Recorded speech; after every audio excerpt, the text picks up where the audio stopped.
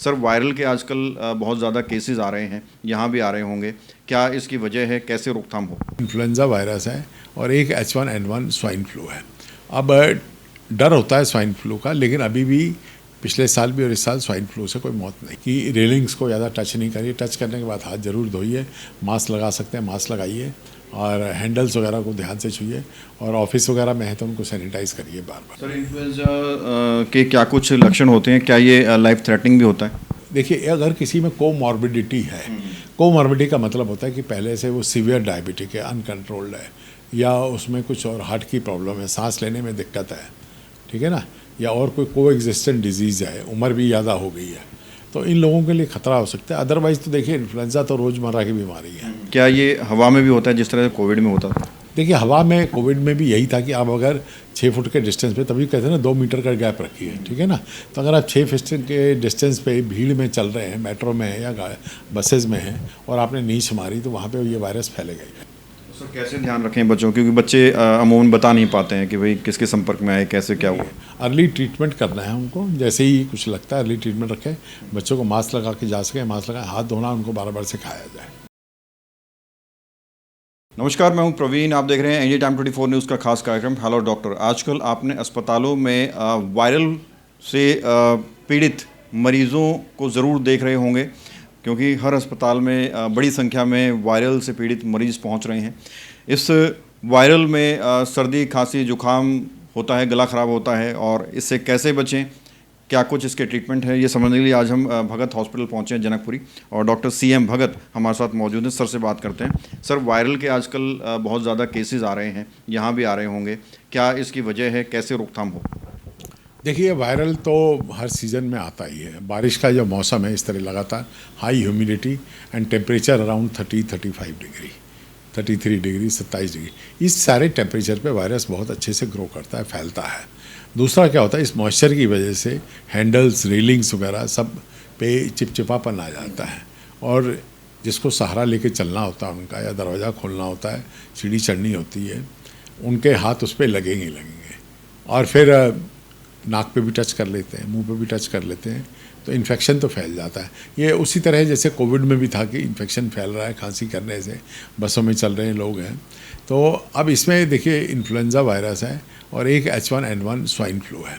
अब डर होता है स्वाइन फ्लू का, लेकिन अभी भी पिछले साल भी और इस साल स्वाइन फ्लू से कोई मौत नहीं हुई है।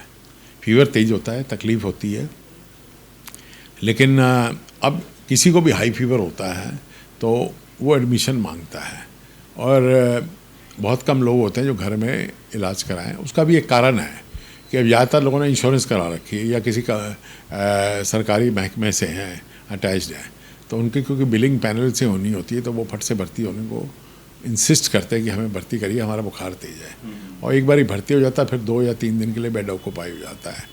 तो अननेसली हॉस्पिटल बेड्स पे लोड है ये, जिससे रूटीन वर्किंग डिस्टर्ब होती है। लेकिन ये हर सीज़न में होता है, इसका कुछ नहीं कर सकते। हाँ, इतना मैं ज़रूर कहूँगा कि जो एल्डरली हैं, ये आज ही पेपर में आया है कि जो वैक्सीन पिछले साल थी H1 इसकी इन्फ्लुएंजा की, वो इस साल भी इफ़ेक्टिव है, क्योंकि कोई नया स्ट्रेन नहीं आया, वही स्ट्रेन इफ़ेक्टिव है। तो वैक्सीन लगवा लें। वैक्सीन 100% प्रोटेक्शन तो नहीं देती है, लेकिन इतना ज़रूर है कि वो वैक्सीन की वजह से जो सिम्टम्स ज़्यादा होने होते हैं वो नहीं होते। तो ये अगर वैक्सीन आप लगवा सकते हैं, और इन्फ्लुएंजा की वैक्सीन कॉस्टली वैक्सीन नहीं है, सस्ती है। बाकी जैसे टाइफाइड वगैरह की वैक्सीन ना, ये महंगे हैं, तो इन्फ्लुएंजा है।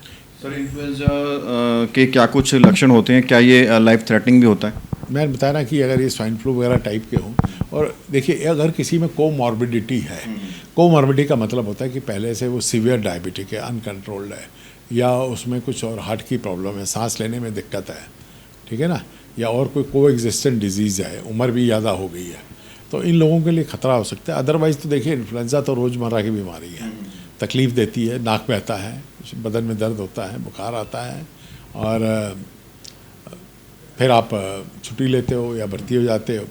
और लेकिन इससे क्या होता है, जो लॉस कंट्री का हो रहा है, इस लापरवाही से, कि जो हाइजीन के लिए लॉस कंट्री का हो रहा है, क्योंकि इतने वर्क डेज जो हैं, मैन डेज जो हैं, वो आदमी जब छुट्टी लेके घर में बैठता है तो काम नहीं कर पाता, तो कंट्री की प्रोडक्टिविटी भी कम हो जाती है।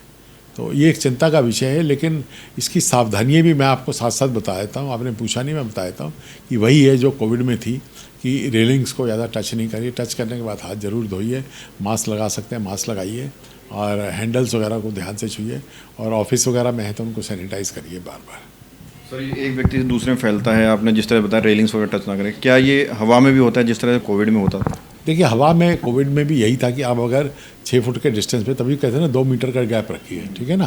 तो अगर आप 6 फुट के डिस्टेंस पे भीड़ में चल रहे हैं, मेट्रो में है या बसेज में हैं, और आपने नीच मारी, तो वहाँ पे ये वायरस फैलेगा ही फैलेगा। स्कूलों में भी हो रहा है, और स्कूल में पेरेंट्स को कहा गया कि आप होता है तो H1N1 टेस्ट कराइए। अब इससे क्या हो रहा है कि टेस्टिंग काफ़ी बढ़ गई है, और लेकिन जो पॉजिटिविटी आ रही है, मेरे ख्याल दिल्ली में अभी तक टोटल 2000 भी केस नहीं हुए हैं। तो ये टेस्टिंग सर ब्लड से होती है या स्वैब लेके होती है? कितने दिन में रिपोर्ट आती है? अगले दिन आ जाती है।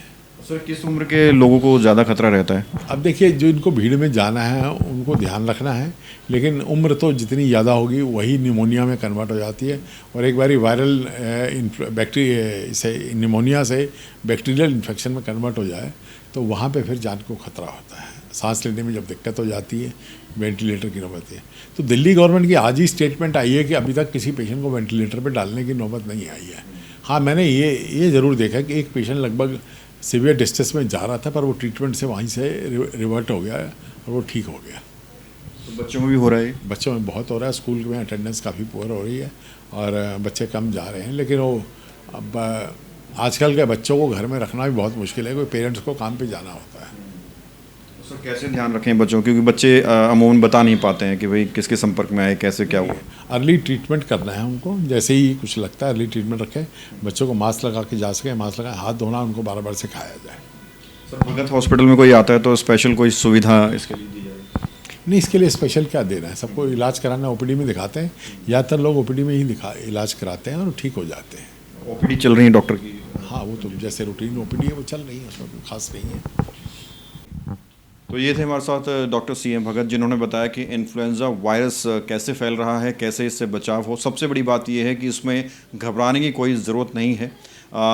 अपना ध्यान रहें, अलर्ट रहें, और अगर शुरुआती दौर में लक्षण आते हैं तो तुरंत डॉक्टर से कंसल्ट करें। कैमरा जर्नलिस्ट अभय के साथ प्रवीण, इंडिया टाइम 24। खबरों से खबरदार रहने के लिए चैनल को सब्सक्राइब करें और प्रेस करें बेल आइकन। भगत चंद्रा हॉस्पिटल विश्व की सभी आधुनिक और बुनियादी सुविधाओं से परिपूर्ण एक world class multi speciality hospital, Mahavir enclave Palam डावडी रोड पर स्थित साउथ वेस्ट दिल्ली का एकमात्र मल्टी स्पेशलिटी हॉस्पिटल, जहां 24 घंटे आपकी सेवा में उपलब्ध हैं वेल क्वालिफाइड डॉक्टर्स और हेल्पिंग स्टाफ। डॉक्टर CM भगत द्वारा स्थापित भगत चंद्रा हॉस्पिटल आपकी सेहत का ख्याल रखना ही इसकी प्राथमिकता है, वो भी अफोर्डेबल रेट्स में।